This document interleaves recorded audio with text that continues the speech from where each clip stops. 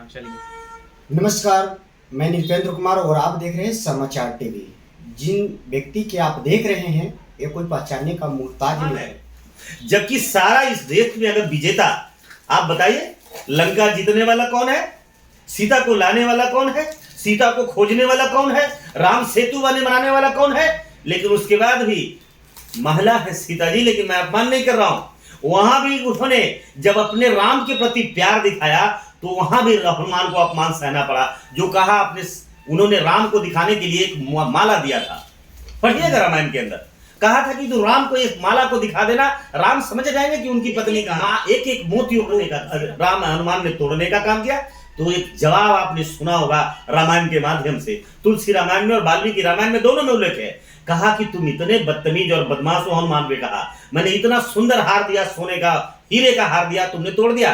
तो हनुमान ने जवाब दिया कि जिस हार में, जिस वस्तु में राम का नाम नहीं हो, मुझे वो स्वीकार नहीं है। उसे सीता का भी अपमान सहना पड़ा।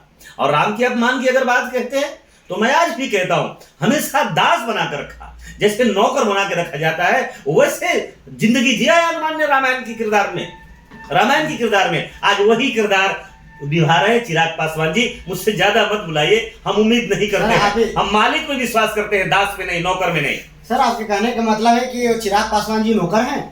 अगर चिराग पासवान जी नौकर नहीं है तो मैं से ही आपसे मैं कहता हूं, रामविलास पासवान जी की प्रतिमा को शैलेश कुमार ने तोड़ने गया, आप तोड़ने गए थे?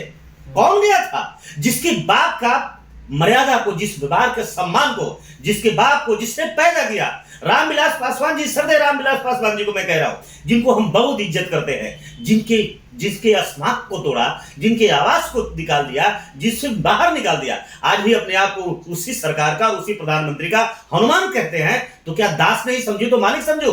बाबा साहब ने मुझे समझाया है, इस देश में जितना दिन जीना, सिर उठा करके जीना, और कभी जीवन में नौकर की भूमिका नहीं, मालिक बन के रहना। हम मालिक बनने का प्रेरणा देंगे। चिराग पासवान जी आज भी मालिक नहीं है, वो कल भी गुलाम थे, आज भी गुलाम है, और आने वाला दिन में भी गुलाम दिखेंगे आपको। वीडियो को देखकर बड़े भाई चंद्रशेखर आजाद जी वीडियो कॉल पे बात करके, और जो बीपीएससी के छात्र हैं उन्हें कहते हैं कि तुम हारना मत, मैं तेरे लिए मैं बिहार आ रहा हूं।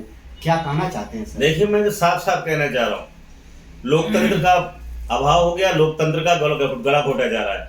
और साथ साथ खासकर चंद्रशेखर जी की आप अगर कह रहे हैं तो मैं सलाह देना चाहता हूँ, चंद्रशेखर जी, इस देश का आप उम्मीद हो, पूरे देश आशा भरी उम्मीद से आपको देख रहा है।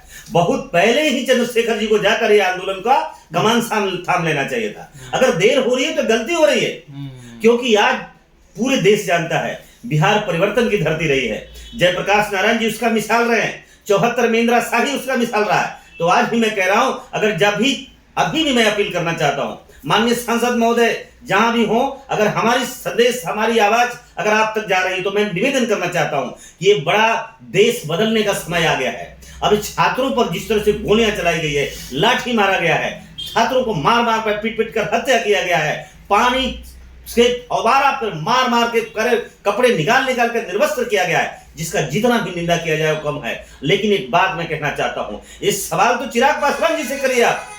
चिराग पासवान ने भी एक समय में बोला था, जो आदमी आज नीतीश कुमार जी को बड़ाई करते हुए थक नहीं रहे हैं, जब कल तक बोले थे कि ये असंवेदनशील, कल तक बोलते थे कि दिवालिया हो गए, कल तक बोलते थे इनकी दिमाग खराब हो गया, आज तो पैर छूकर उन्हें महिमा मंडित कर रहे हैं, दंडवत कर रहे हैं चिराग पासवान जी। और उसी मैं कह रहा हूं आज वजूद है चिराग पासवान जी, तो बिहार से है। बिहार के लोगों ने आपको 6-7 सांसद बना के आपको भेजा है, आज मंत्री पद पर आप सुशोभित है। लेकिन आज 2-2 घटना में आपको देखा है, बाबा साहब अम्बेडकर का अपमान हो रहा था, अमित शाह जी जब अपमानित कर रहे थे तो आप वहां पर मुस्कुरा रहे थे, और बिहार के छात्र जब आंदोलन कर रहा था, लड़ाई लड़ रहा था, आप उस सरकार के समर्थन में, और उस समय भी आप जाकर दिल्ली में बैठे रहे हैं। आ रहा है 2025 में वही होगा जो इसके पहले के विधानसभा में आपका जो हश्र होगा। चिराग पासवान जी कहते हैं कि हम दलित का नेता है, और उन्हीं का समाज, पासवान समाज के लोग कहते हैं कि हम चिराग पासवान को नेता नहीं मानते हैं। हम कह रहे हैं कि चिराग पासवान जी को नेता मानते हैं कि नहीं मानते हैं, मसला नहीं है। अगर हमारे नेता है तो वो चंद्रशेखर आजाद रावण है। बिल्कुल, मैं आज भी मैं कहता हूं, हम उससे सहमत हैं कि देश उम्मीद भरी नजर से देख रहा है।